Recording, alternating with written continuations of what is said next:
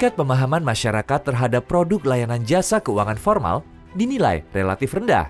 Menurut survei yang dilakukan oleh OJK di tahun 2019, tingkat literasi keuangan di Indonesia baru mencapai 38%. Meski terbilang rendah, dari hasil survei terlihat bahwa sebenarnya masyarakat Indonesia sudah mengenal, memahami, dan mampu menggunakan beberapa fitur dan instrumen keuangan. Selain itu, masyarakat juga mengerti akan hak dan kewajiban dalam dunia keuangan.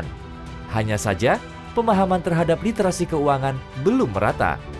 Literasi keuangan bagi masyarakat dianggap penting untuk mencapai terjadinya peningkatan taraf hidup, mengerti cara memanfaatkan produk-produk keuangan, serta mengantisipasi penipuan.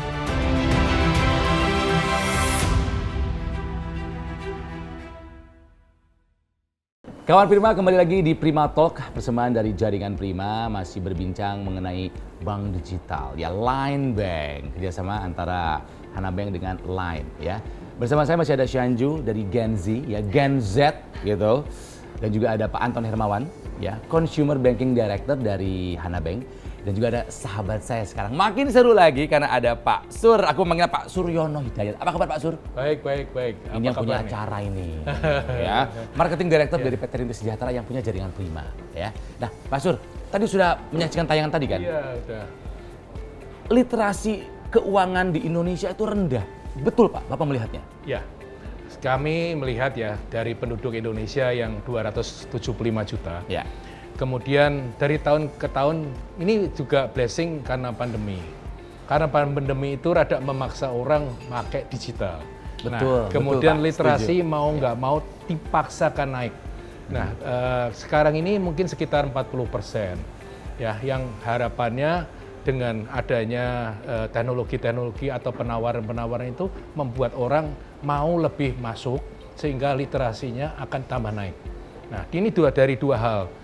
Kita harus sebagai jaringan Prima secara makro harus memberikan sosialisasi ke masyarakat tentang apa kegunaan digitalisasi untuk meningkatkan literasi.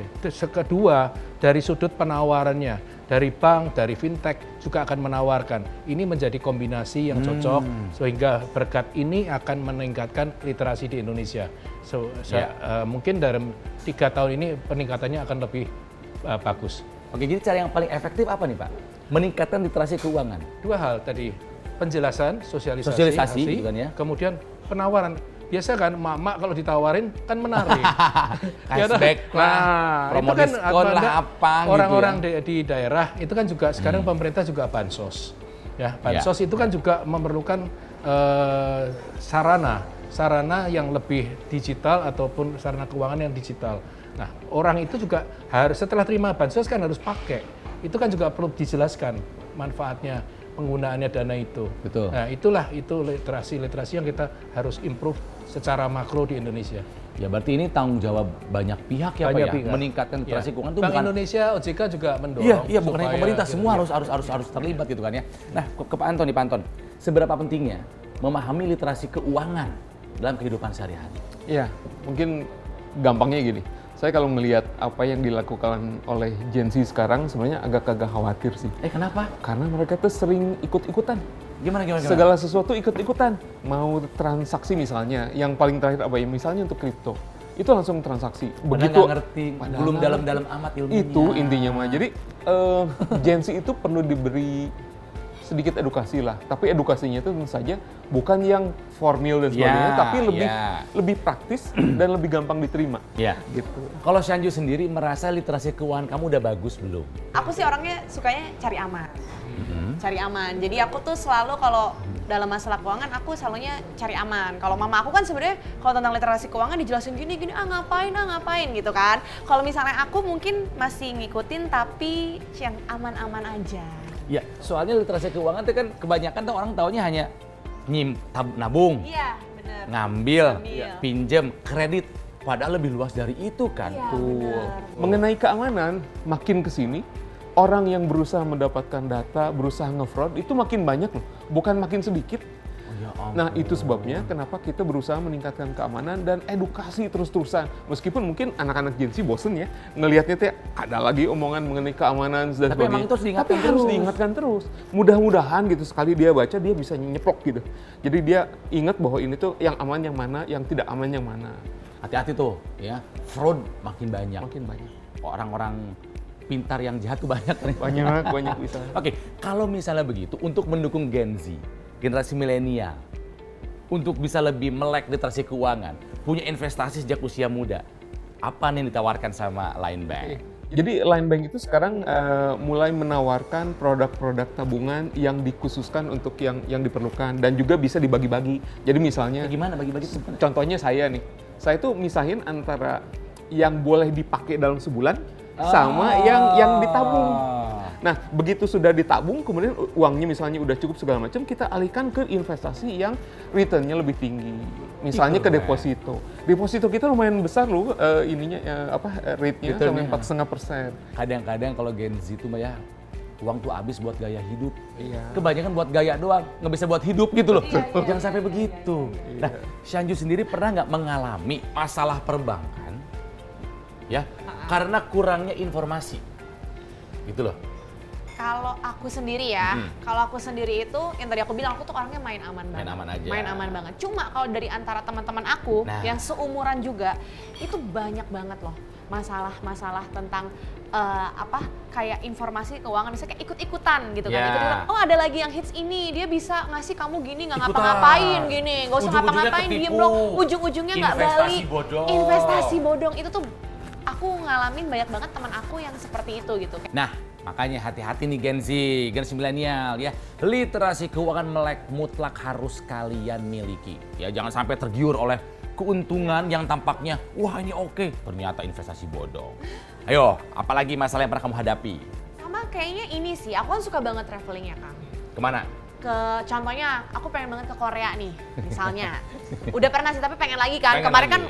kan lagi ditutup nih Koreanya. Nanti kalau misalnya Udah dibuka katanya. Udah dibuka ya? Udah dibuka ya? Kayaknya langsung. Yuk. Cuma ini kendala aku nih. Kenapa? Kendala aku kayaknya agak ribet nggak sih kalau misalnya aku kadang harus bawa uang cash asing, terus kan kalau misalnya mungkin untuk liburan itu nggak mungkin sedikit-sedikit kan harus Ya. kita siapkan gitu uang cashnya dalam jumlah besar, itu tuh kayak ada apa ya, kayak ada solusinya atau apa gitu nggak sih?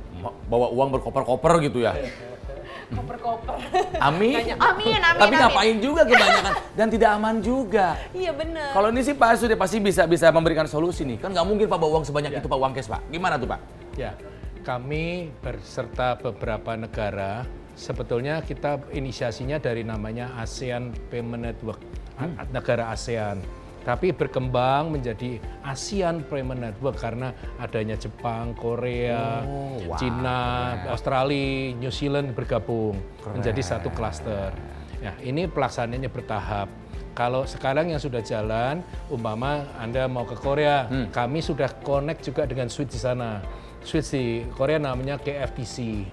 Ya, jadi bank di sini akan melalui Rintis akan connect dengan KFTC ke bank-bank lokal sana. Sehingga Anda kalau ke Korea umpama bisa tarik tunai di sana. Tuh. Selain Korea, kita juga sambung ke Paynet Malaysia dan juga ITMX Thailand. Jadi sekarang nih tuh, sudah mulai terbuka kan, mulai bisa jalan-jalan lagi. Gak usah bawa uang banyak-banyak, juga ada pembatasan dari pemerintah kan, gak bisa lebih dari 100 juta. Nah, kalau perlu uang tunai, ambil aja di ATM terdekat yang ada kerjasama dengan KFTC. Jadi sama kayak kita di sini aja gitu Betul. Pak. ATM ada ambil bisa Betul, gitu ya. Betul. Mata uang sana. Iya. Udah Nggak usah ke money changer lagi berarti. Iya. Gak usah ya Pak ya. Iya, Oke, betul. berarti kalau misalnya kita mau ngambil uang tunai di ATM di luar negeri, artinya tinggal nambahin saldo aja di Line Bank-nya. Semudah gitu kan? Betul, semudah itu. Jadi kartu Line Bank itu bisa dipakai di mana saja. Jadi kita tuh udah kerjasama dengan Rintis, dengan Primakom. Di Indonesia, di ATM manapun, hampir semuanya harusnya sudah bisa. Semua jaringan yang online, kita bisa pakai transaksi. Dan satu hal lagi, biayanya gratis. Untuk masa? kami mah betul, untuk lain biayanya gratis. Line Bank gratis. Gratis. Nah, itu di Indonesia. Di luar negeri pun seperti yang tadi disebutkan Pak Sur, kita sudah kerjasama dengan APN. Jadi di beberapa negara yang kerjasama, di Thailand, di Korea, di Malaysia, itu udah bisa langsung. Nah, kalau misalnya kita pergi ke Eropa yang belum ada Asian-nya, kita masih dilayani oleh Visa. Jadi bisa sama ngambil, Visa. bisa transaksi di tempat-tempat itu. Jadi harusnya sih semua tempat yang Anda mau kunjungi harusnya bisa. Oke, Udah bisa. Shanju, Oke, seberapa sering kamu ke ATM? ke ATM sih lumayan sering. Setiap hari ada nggak mampir ke ATM-nya? Lumayan sih. Ada ya pasti Iya, ya. harus pegang uang cash kan soalnya kan. Kamu ngeh nggak di ATM suka ada lambang jaringan Prima? Tulisannya Prima. Oh itu ngeh banget. Oh, ngeh banget. Ngeh banget. Yang kamu tahu jaringan Prima itu apa? Kalau jaringan Prima itu, ya pokoknya kalau ada di bank pasti ada nih. Mohon maaf nih saya belum melek-melek perbankan, Oke. tapi pasti selalu ada. Selalu ada, tapi nggak tahu itu apa. Iya. Jadi jaringan Prima itu ya adalah lembaga switching. Nggak ngerti juga? Nggak ngerti juga. Pak, ada yang nggak ngerti Pak, Switching tuh kasih tahu apa Pak sih, Sur. Pak? Makanya saya tuh nggak paham. Nggak ngerti Kasih Pak. tahu. Ini Ya. penting, kawan Prima harus simak nih. Apa itu jaringan Prima sebagai lembaga switching? Silakan Pak Sur. Oke, saya paling senang menjelaskan pakai bahasa yang simpel ya. Iya dong. Ya. Nah, jaringan Prima itu seperti badan kita, ya. Badan kita ada tangan, ada ini. Ini bank-bank semua, ya. Pokoknya si nasabah tinggal logonya yang ada di kartu, ada jaringan Prima, cari ATM ataupun EDC, itu tinggal swipe aja atau tinggal colok aja di ATM, itu tarik tunai bisa, transfer bisa, cek saldo bisa. Mudah sekali. Bahkan Anda lagi mau ke Papua, di sana ada Bank Papua yang menjadi member kita. Mau ke Aceh, ada Bank Syariah Aceh yang member kami juga. Jadi kemana aja sebetulnya Anda nggak usah repot. Bahkan di pelosok-pelosok kita nggak lupa adanya BRI yang ATM-nya begitu banyak di Betul, daerah-daerah. sampai ke pelosok Jadi, ada. gampang sekali. Jadi issuing-nya boleh bank apa aja, tariknya jangan lupa logonya Prima. Nah, sesimpel itu. Jadi kawan Prima coba kamu juga cek ya. iya. Di kartu ATM-nya ada logo Primanya enggak? Selama ada dan di ATM-nya ada logo Prima juga, kamu bisa ambil uang tunai. Oke. Itu lembaga switching itu. Oh. Yang menghubungkan semua bank ya Pak ya? Iya, Benar, kita juga bertahap nanti kita juga campur ke fintech. Ya, kita bisa keren. top up umpama GoPay, OVO dan lain-lain kita sudah mau. Keren. Oke, mumpung lagi ngebahas ATM nih, kalau kita ke luar negeri kan kita bisa mengambil uang tunai di ATM yang ada di luar negeri dengan berbagai layanan yang tadi sudah dilakukan oleh Prima ya bersama partner-partner di luar negeri. Nah, Pak Anton, kalau Line Bank ini gimana kalau kita butuh dana ya uang tunai di Indonesia, ATM-nya ada nggak sih? Ada. Jadi gini, yang Line Bank itu mungkin lebih gampangnya satu kartu bisa dipakai di ATM mana aja. Jadi karena kerjasama dengan Prima segala macam, nggak usah pusing. Banknya bank mana, colokin aja pasti bisa. Bank mana aja? Bank mana aja. Itu bukan hanya di Indonesia, tapi di luar negeri juga. Gitu loh. Oh, gitu. Jadi pokoknya kalau misalnya di beberapa negara yang nggak ada APN-nya ke Visa, kalau misalnya nggak ada Visa di APN. Seperti itu. Karena di beberapa misalnya di beberapa negara seperti Korea dan sebagainya kadang-kadang ada yang nggak ada tulisan visanya tuh. Kalau misalnya ngelihat-lihat suka ada, tapi ada APN-nya. Jadi pilihan untuk Anda, untuk customer gitu. Jadi nggak perlu harus cari bank apa gitu. Kalau di Indonesia mah langsung aja. Bank apa aja? Bank mana aja. Gratis. Gratis. Jadi ya, jadi kawan Prima tidak ada alasan kamu tidak ambil handphone kamu, download Line Bank. ya, download Line Bank sekarang juga.